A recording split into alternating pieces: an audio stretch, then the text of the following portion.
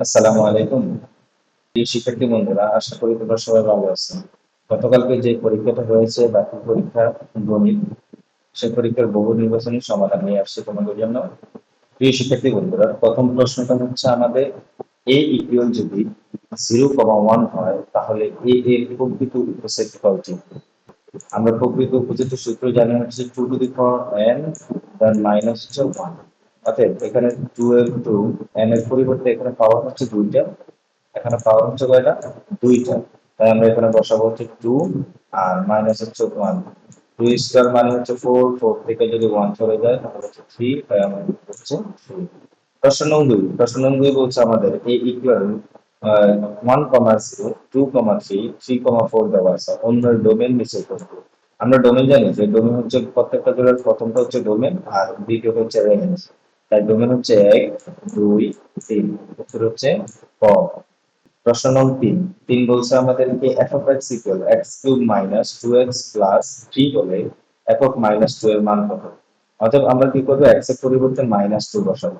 Minus 2 দেন হচ্ছে whole cube minus 2, x এর পরিবর্তে মাইনাস 2 আর এদিকে হচ্ছে যে প্লাস 3।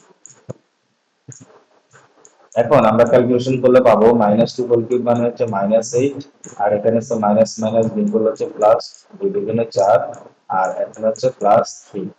অতএব এখানে হচ্ছে +7 আর মাইনাস থেকে যদি +7 চলে যায় তাহলে হচ্ছে -1।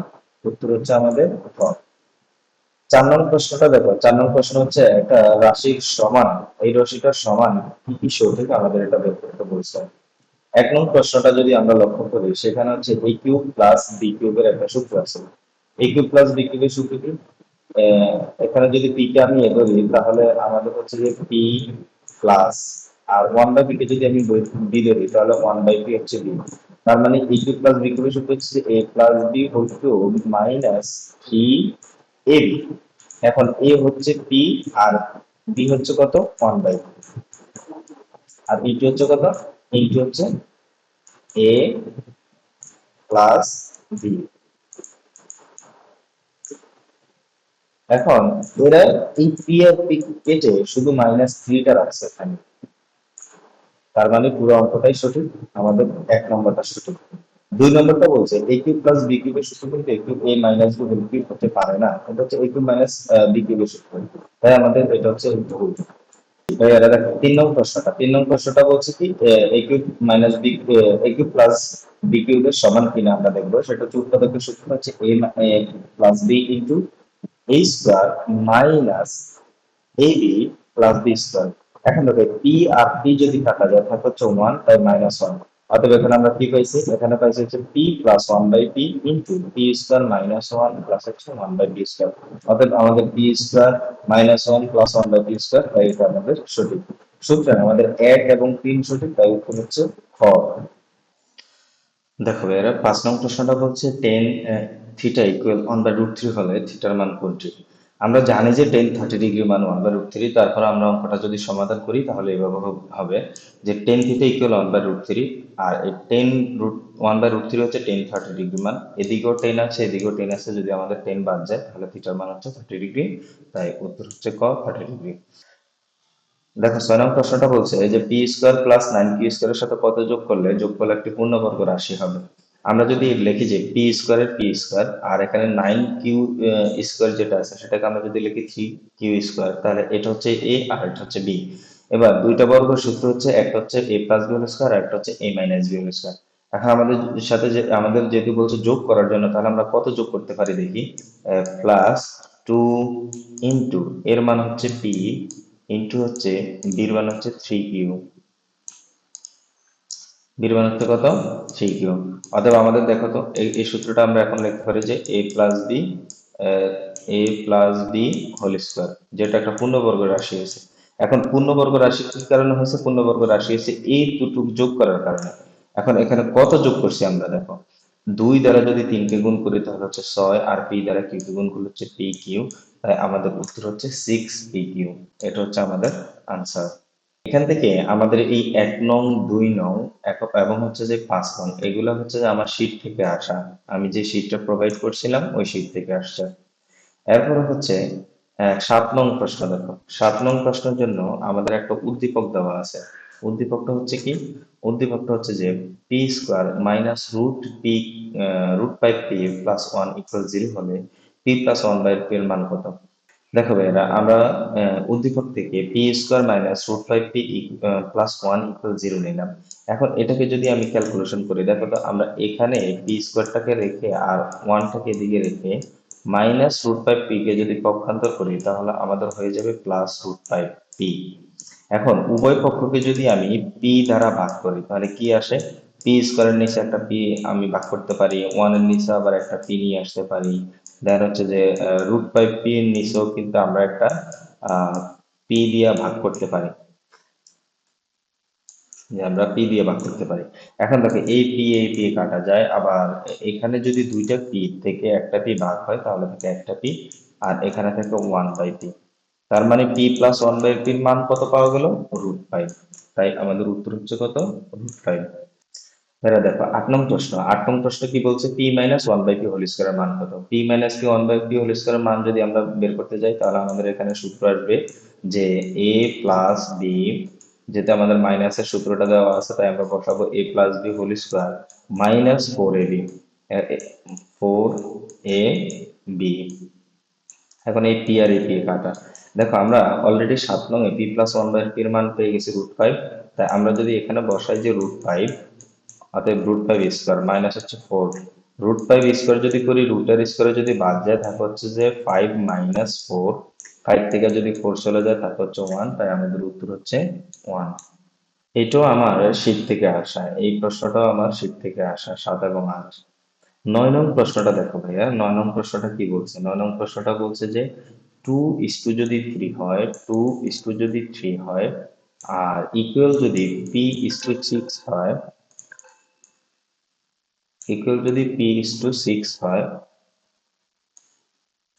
9 নং প্রশ্নটা কি বলছে? 9 নং প্রশ্নটা বলছে যে 2:3 যদি হয়, p:যদি 6 হয়, তাই আমরা এখানে লিখলাম 2:3 p:6 হয়, তাহলে 2p এর মান কত?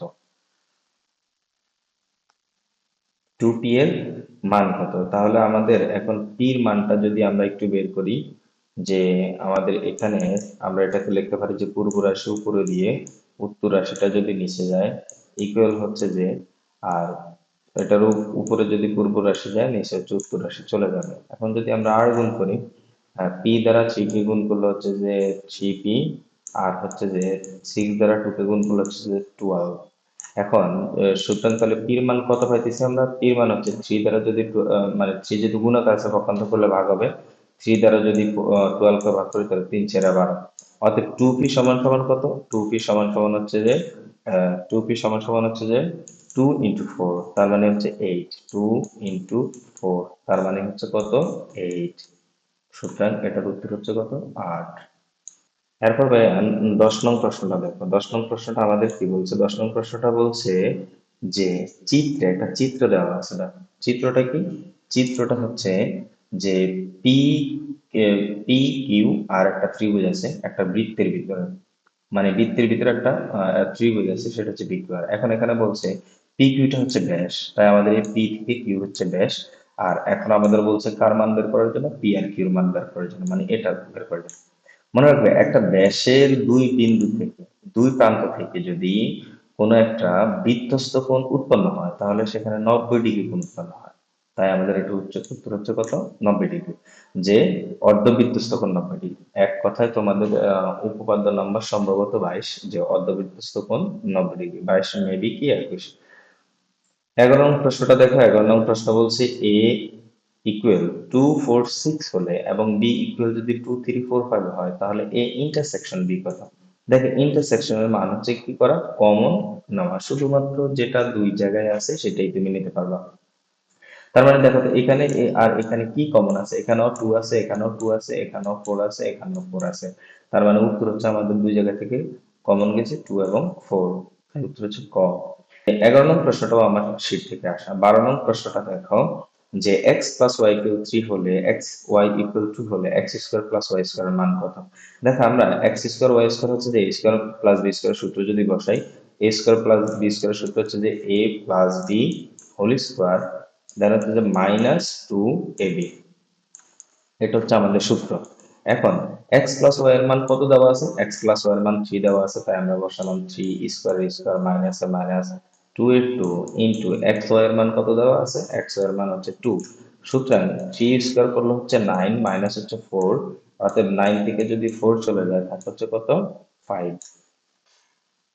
5 হচ্ছে আমাদের আনসার। 13 নং প্রশ্ন। 13 নং প্রশ্নটা থেকে কি আসছে? 13 নং প্রশ্ন সমাধান করলে আমরা পাবো যে উপরের চিত্রের আলোকে কিউপিএস এর মান কত। এই যে ইউপিএস, এই কোণের মান আমাদের নির্ণয় করতে বলছে। দেখো, বৃত্তের যদি অন্তঃস্থ চতুর্ভুজ থাকে তাদের বিপরীত দুইটি কোণের সমষ্টি হচ্ছে 180 ডিগ্রি। 180 ডিগ্রি। এখন এই এই দুইটা কোণ মিলে হচ্ছে 180 ডিগ্রি। আমি যদি এই কোণের মানটা পাই তাহলে 180 ডিগ্রি থেকে আমি যদি এই কোণের মানটা বিয়োগ করতে পারি, তার মানে আমাদের কিউপিএস এর কোণ বের হয়ে যাবে। এখন এই কোণের মানটা কত? দেখো, এটা একটা সরল কোণ। সরল কোণের এক সাইডও হচ্ছে তোমার 85 ডিগ্রি, আর এক সাইড কত? যদি আমি একটা সরল কোণ থেকে 180 থেকে যদি 85 বাদ দেই তাহলে কত আসে? দেখো তো, সরল কোণের পরিমাপ হচ্ছে 180 ডিগ্রি, সেখান থেকে যদি আমি 85 বাদ দিই তাহলে কত আসছে? 95। তার মানে এই কোণের মান হচ্ছে 95 ডিগ্রি। এই কোণের মান কত? 95 ডিগ্রি। এখন তাহলে এই কোণের মান কত? এই কোণের মান হচ্ছে আমাদের 180 থেকে আমাদের 180 থেকে যদি আমি 95 বাদ দিই তাহলে 85 পাইতেছি। সুতরাং আমাদের এই কোণের মান হচ্ছে কত ডিগ্রি? 85 ডিগ্রি। উত্তর হচ্ছে 85। 14 নং প্রশ্নটা বলছে এই চিত্র থেকে এই যে পি কিউ আর, এই চিত্র থেকেই বলছে যে পি কিউ আর, তার মানে হচ্ছে যে পি কিউ আর এই কোণ এবং হচ্ছে পিএসআর এই কোণ, এই দুইটা কোণ যোগ করলে কত হয়? ভাইরা দেখো, আমরা জানি যে বৃত্তের অন্তঃস্থ চতুর্ভুজের বিপরীত কোণ দুটির সমষ্টি হচ্ছে 180 ডিগ্রি। তাই আমরা কি বলতে পারি? সুতরাং আমরা বলতে পারি যে এই দুইটা যোগ করলে হবে 180 ডিগ্রি। 15 নং প্রশ্ন। 15 নং প্রশ্নটা যদি আমরা সমাধান করি, দেখো আমাদের বলছে দুটি সংখ্যার অনুপাত 2:3, এদের গসাগু হচ্ছে 5, তাহলে লসাগু কত? দেখো, আমি দুটি সংখ্যা যদি ধরি এরকম, একটা সংখ্যা হচ্ছে 2x আর একটা সংখ্যা হচ্ছে 3x। এখন এখানে গসাগু কত? এখানে দুইটা থেকে দেখো কমন শুধু x, তাই এখানে গসাগু হচ্ছে x। এখানে গসাগু কত? গসাগু x। তাহলে তাদের গসাগু সমান সমান কত দেওয়া আছে? 5। তার মানে x এর মান হচ্ছে 5। এখন লসাগু কত? এটা থেকে যদি আমরা লসাগু বের করতে যাই তাহলে আমাদের হবে 3 দুগুণে 6 আর হচ্ছে যে x এর x, এটা হচ্ছে লসাগু। এখন আমরা 6 এর 6 দিলাম আর ইনটু হচ্ছে x এর মান হচ্ছে কত? 5। আমরা 5 বসাই দিলাম। অতএব 5 6 কত? 30। উত্তর হচ্ছে 30। তোমরা মনে রাখবা, এই অঙ্কটার ক্ষেত্রে যদি গসাগু দেওয়া থাকে, লসাগু বের করছো, তাহলে এই তিনটা যদি তুমি গুণ করে দাও তাহলে উত্তর চলে আসবে।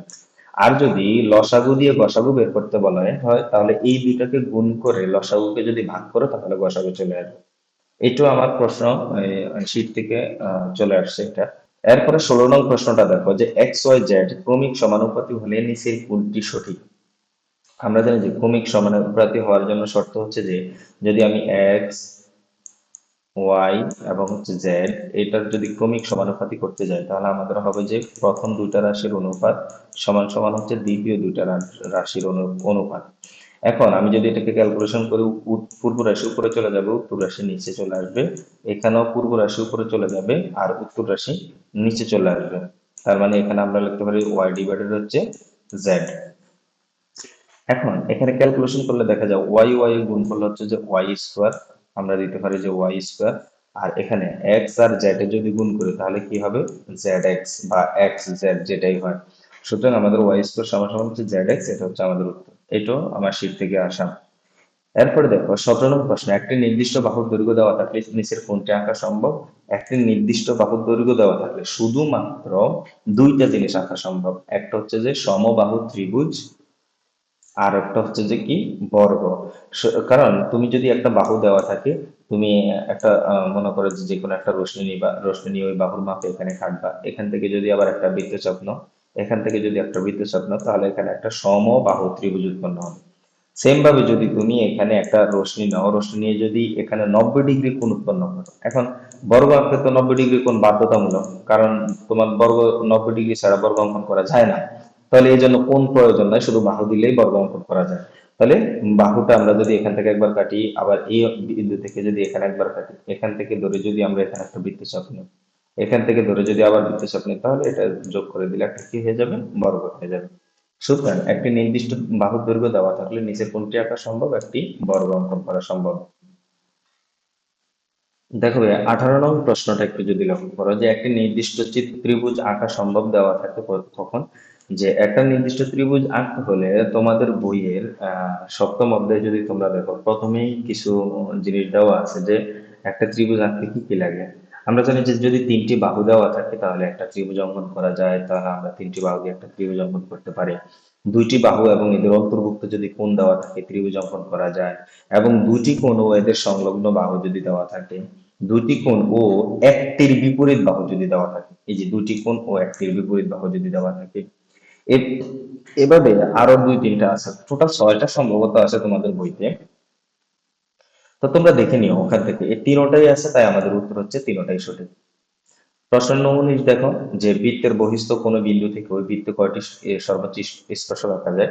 যে ভাইয়েরা দেখো, স্পর্শকের ক্ষেত্রে চারটা প্রশ্ন হতে পারে। একটা হচ্ছে যে বৃত্তের বহিস্থ বিন্দু থেকে দুইটি সাধারণ স্পর্শক অঙ্কন করা যায়। আবার যদি বলা হয় যে দুটি বৃত্ত বহিঃস্পর্শ করে, তখন সেখানে তিনটি সাধারণ স্পর্শক অঙ্কন করা যায়। দেখো আরেকটা যদি বলা হয় যে সর্বোচ্চ দুইটি বৃত্তে সর্বোচ্চ কয়টি স্পর্শক আঁকা যায়, সর্বোচ্চ 4টি স্পর্শ আঁকা যায়। সেটা কি, সেটা হচ্ছে যে এই যে একটা, এই আর একটা, এই কর্নারে একটা যাবে, এই কর্নারে একটা যাবে। দেখো যদি বলা হয় যে দুটি বৃত্ত পরস্পর অন্ত স্পর্শ করলে কয়টি সাধারণ স্পর্শক হয়, তাহলে একটি সাধারণ স্পর্শক হয়। এখন এখানে প্রশ্নটা দেখো, এখানে প্রশ্ন বলছে বৃত্তের বহিস্থ কোন বিন্দু থেকে কয়টি সর্বোচ্চ স্পর্শ রাখা যায়, তাই হচ্ছে আমাদের উত্তর দুইটি। যদি বলতো যে দুটি বৃত্তে সর্বোচ্চ কয়টি স্পর্শ রাখা যায়, তাহলে হতো আমাদের 4টি। সুতরাং এটার উত্তর হচ্ছে খ। 20 নং প্রশ্নটা দেখো ভাইয়া, 20 নং প্রশ্নটা হচ্ছে তোমাদের বোর্ড বইয়ের সম্ভবত উদাহরণ 12, 9.1-এর উদাহরণ 12 নং প্রশ্নটা তোমাদের, যে cos প্লাস cot হলে 5/2 যদি হয়, তাহলে sorry cosec plus cot equal 5/2 হলে তাহলে কোসেক মাইনাস কট ইকুয়াল কত। মনে রাখবা এই ধরনের মানুষ যেটা যা আসবে এটা উল্টে যাবে, তার মানে এটার উত্তর যদি হয় 5/2, তাহলে উল্টে গেলে হবে 2/5। এটা কি করে আসে আমরা একটু দেখি। দেখো আমরা জানি যে কোসেক স্কোয়ার মাইনাস, আমরা জানি যে cosec square theta minus cot square equal 1। এখন দেখো তো, এটা যদি সূত্র বসাই তাহলে আমরা কি পাবো, এ স্কোয়ার মাইনাস বি স্কোয়ারের সূত্র কি, এ স্কোয়ার মাইনাস বি স্কোয়ারের সূত্র হচ্ছে যে এ প্লাস বি ইন্টু এ মাইনাস বি, তাই না, এ প্লাস বি ইন্টু এ মাইনাস বি। এখন আমরা এখানে কি দিতে পারি, একটা 1 দিতে পারি। এখানে যে অংশটা আছে দেখো, যে কোসেক প্লাস কটের মান অলরেডি দেওয়া আছে 5/2, আমরা 5/2 বসালাম, আর এখানে যে অংশটা আছে এটা থেকে যাবে, আর ইকুয়ালের ইকুয়াল 1 এর 1। দেখো এই 5/2 এই অংশের সাথে কি আকার আছে, গুণ আকার আছে, পক্ষান্তর করলে কি হবে, ভাগ হবে। তাহলে আমরা যদি এখানে কি করতে পারি, আমরা এখানে রেখে দিব যে এই মাইনাসের অংশটা এখানে রেখে আমরা লিখলাম যে 1 ডিভাইডেড হচ্ছে কত, 5/2। এখন দেখো 5/2 এখানে ভাগ থাকার কারণে আমরা যে কাটাকাটি করতে পারবো না, তাহলে আমরা কি করবো, এটা গুণ করবো। গুণ করলে কি হয়, উল্টিয়ে যায়, মানে উপরেরটা নিচে, নিচেরটা উপরে চলে যায়। তাই আমরা এটাকে 2/5 লিখলাম।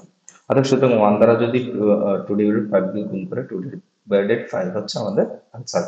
21 নং প্রশ্ন বলছে কোন বৃত্তের অধিচাপে অন্তর্লিখিত কোণ কোন ধরনের কোণ। দেখো যদি আমরা একটা বৃত্ত অঙ্কন করি, এই বৃত্তের যদি একটা উপচাপ নেই, এটা হচ্ছে উপচাপ, আর এই উপরেরটা হচ্ছে অধিচাপ, এটা হচ্ছে অধিচাপ। অধিচাপের যদি ভিতরে আমরা কোনো কোণ অঙ্কন করি, তাহলে এখানে কি আছে, এখানে একটা সূক্ষ্মকোণ আছে। সুতরাং উত্তর হচ্ছে সূক্ষ্মকোণ। কিন্তু যদি বলতো যে কোন বৃত্তের উপচাপে উপচাপে যদি হইতো, তাহলে এটা হয়তো স্থূলকোণ হইতো। ঠিক আছে, সুতরাং এই 21 নম্বর উত্তর হচ্ছে সূক্ষ্মকোণ। 22 নং প্রশ্ন বলছে যে একটি ঘনকে, 22 নং প্রশ্নটা বলছে একটি ঘনকের যদি এক ধারের দৈর্ঘ্য দেওয়া থাকে তাহলে সমগ্র তলের ক্ষেত্রফলের সূত্র কি। ঘনকের সমগ্র তলের ক্ষেত্রফলের সূত্র হচ্ছে 6 বাহুর দৈর্ঘ্য স্কোয়ার, 6 বাহুর দৈর্ঘ্য স্কোয়ার। এখন দেখো তাহলে এখানে হচ্ছে 6 বাহুর দৈর্ঘ্য বা ধারের দৈর্ঘ্য কত, 3। তাহলে সুতরাং আমরা গুণ দিয়ে 3 স্কোয়ার করে দিব। এখন ছয়কে ছয়, ছয়ের ছয় ইন্টু তিন তিরিক হচ্ছে কত, 9। তাহলে 6 নং কত, 54। সুতরাং 6 নং হচ্ছে 54, উত্তর হচ্ছে এখানে 54। প্রশ্ন 17 অধ্যায় থেকে আসছে যে নিচের কোনটি অবিচ্ছিন্ন চলক, এটা আমার শীটে ছিল।